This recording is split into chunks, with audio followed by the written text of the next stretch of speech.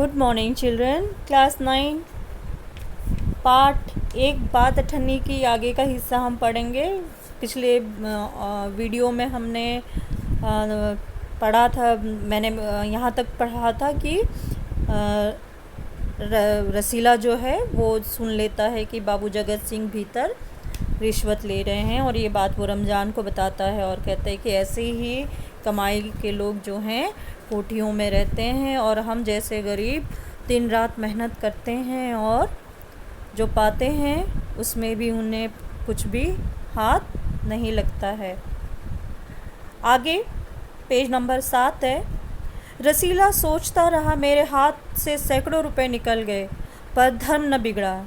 एक एक आना भी उड़ाता तो काफ़ी रकम जुड़ जाती। धर्म न बिगड़ा मतलब उसके अंदर, उसके मन में कोई छल की भावना नहीं आई थी, उसके मन में किसी तरह का लालच पैदा नहीं हुआ था। धर्म उस समय, धर्म का मतलब लालच भी होता था कि उसने अपना धर्म न बिगड़ा, उसने अपने मन को लालच से दूर रखा। एक एक आना भी उड़ाता तो काफ़ी रकम जुड़ जाती। अगर वो एक एक आने भी पैसे अगर लेता तो न जाने कितने पैसे जमा हो गए होते। इतने में इंजीनियर साहब ने उसे आवाज़ लगाई। रसीला दौड़ कर 5 रुपए की मिठाई लिया और इंजीनियर साहब ने उसे मिठाई मांगी।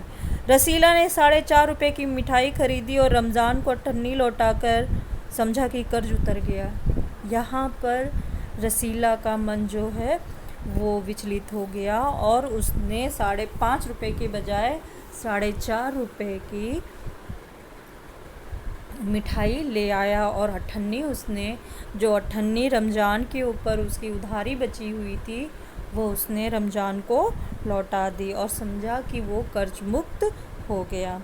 बाबू जगत सिंह ने मिठाई देखी तो चौंक उठे। यह मिठाई 5 रुपए की है हुजूर, 5 रुपए की ही है, रसीला ने ये बात कही। रसीला का रंग उड़ गया। वो कह तो रहा था कि 5 रुपए की है, लेकिन उसके चेहरे का रंग उड़ गया था क्योंकि उसकी जो चोरी थी वो पकड़ी गई थी। बाबू जगत सिंह समझ गए। उन्होंने रसीला से फिर पूछा। रसीला ने फिर वही दोहराया। उन्होंने रसीला के मुंह पर एक तमाचा मारा और कहा, चल मेरे साथ जहाँ से लाया है। हुजूर, झूठ कहूँ तो? रसीला ने अभी अपनी बात पूरी भी न की थी कि इंजीनियर बाबू चिल्लाए, अभी सच और झूठ का पता चल जाएगा। अब सारी बात हलवाई के सामने ही कहना। अब कोई रास्ता न बचा था। वह बोला, माई बाप, गलती हो गई, इस बार माफ़ कर दें, और उसने तुरंत अपना अपराध स्वीकार कर लिया। इंजीनियर साहब की आंखों से आग बरसने लगी। जो रसीला ने अठन्नी की हेरा फेरी की थी उस बात पर बाबू जगत सिंह को बहुत क्रोध आया कि उसने किस तरह से ये दगाबाजी की, किस तरह से उसने ये पैसे उसके चुराए। उन्होंने निर्दयता से रसीला को खूब पीटा, फिर घसीटते हुए पुलिस थाने ले गए। सिपाही के हाथ में 5 का नोट रखते हुए बोले, मनवा लेना, लातों के भूत बातों से नहीं मानते। यह कैसा दुराभाव वाला दृश्य है, बिल्कुल विपरीत दृश्य है।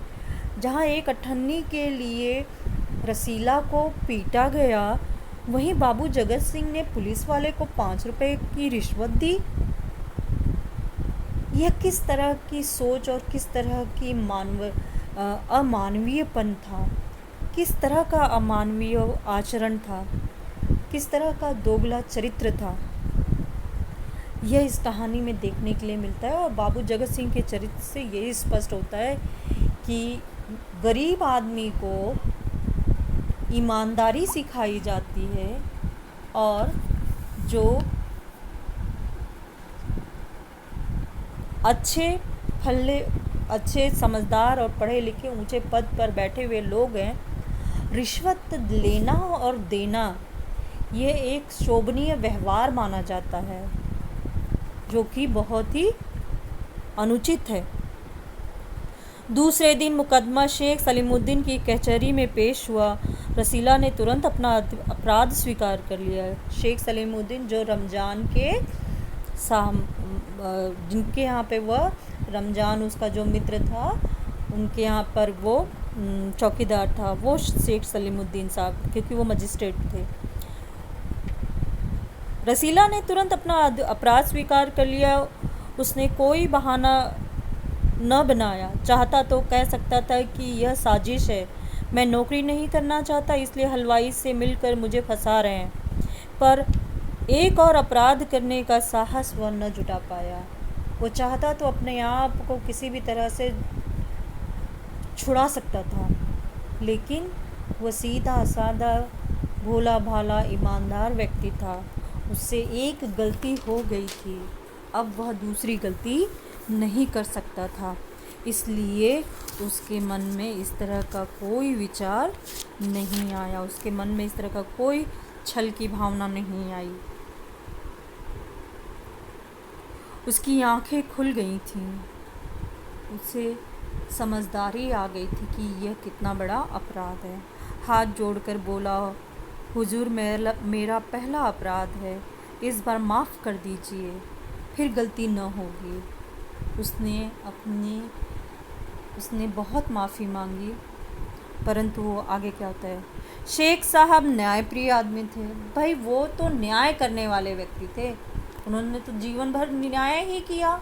कैसे? रिश्वत ले लेके। जो रिश्वत देता था तो जो फैसला होता था वो रिश्वत देने वाले के पक्ष में जाता था। इस तरह का न्याय उन्होंने किया था। अब रसीला का भी न्याय होने जा रहा है। जिस तरह से 5 रुपए की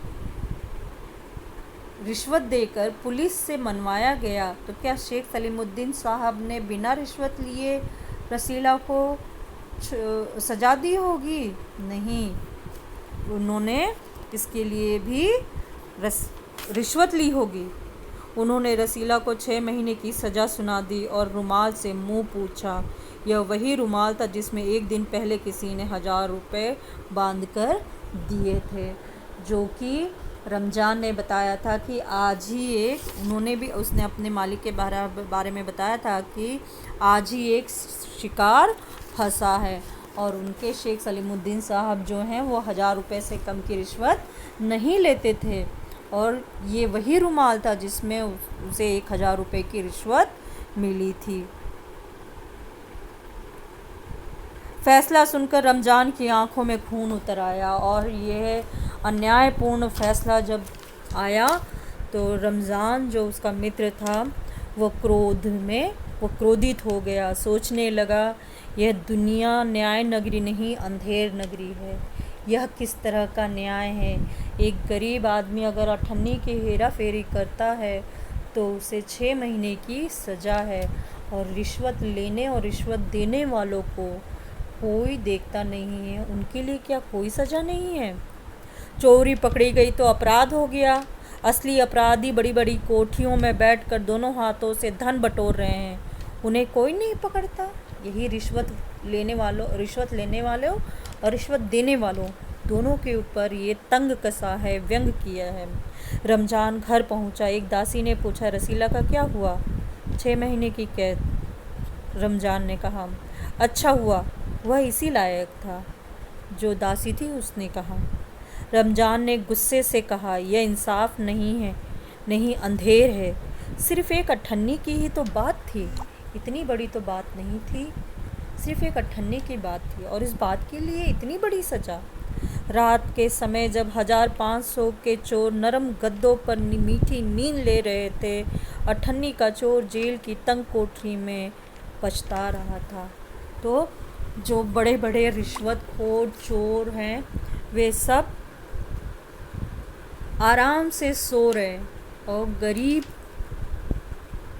बेबस ईमानदार रसीला जेल की काल कोठरी में बैठा अपने आप पर रो रहा था। उस घड़ी के लिए पछता रहा था कि उसकी बुद्धि क्यों फिर गई। यह उसका पास में कोई जवाब नहीं था। तो कल इसके बाद वाले ऑडियो में बेटा मैं आप लोगों को प्रश्नोत्तर जो है अभ्यास पुस्तिका के वो हम देखेंगे, ठीक है। अपना ध्यान रखिए और सारे काम कंप्लीट करके रखिए।